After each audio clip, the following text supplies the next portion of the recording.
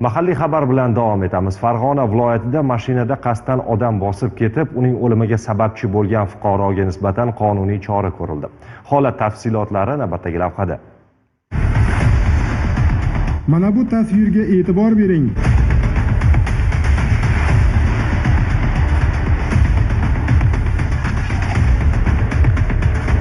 Unda qarama-qarshi yo'nalishda kelgan Onyx haydovchisi do'kon yonida turgan fuqarolarni mashina bilan bosib ketishga urinayotganini ko'rish mumkin. Keyinroq bosib ketadi ham. Keling holatga nima sabab bo'lganiga e'tibor qaratsak.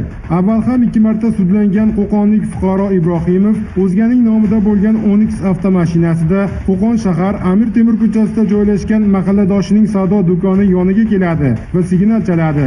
Do'kondor Po'latov picha vaqt o'tib chiqqanligidan jahli chiqib, og'zaki tortish Po'latov do'konga qaytib kirgandan so'ng Ibrohimov ortidan kirib, bo'g'ishga tushadi.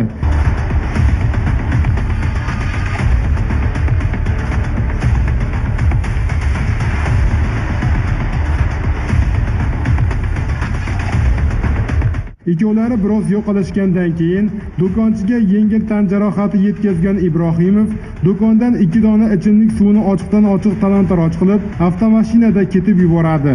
Bu orada do'konchi akalariga qo'ng'iroq qilganligi uchun ular manzilga yetib kelishadi.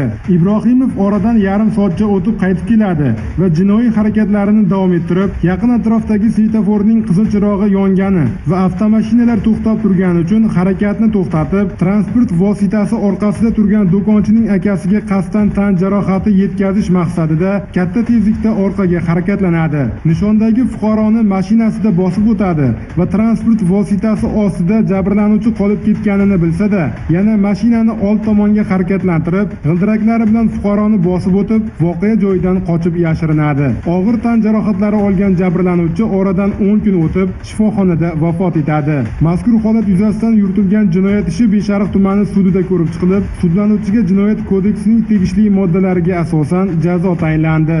Ibrohimov O'zbekiston Respublikasi Jinoyat kodeksining 277-modda 1-qismi, 166-modda 1-qismi, 104-modda 3-qismi D bandi bilan aybli deb topilib, unga Jinoyat kodeksi 60-61-moddasi tartibida uzil-kesil 8 yil 6 oy muddatga ozodlikdan mahrum qilish jazosi tayinlandi.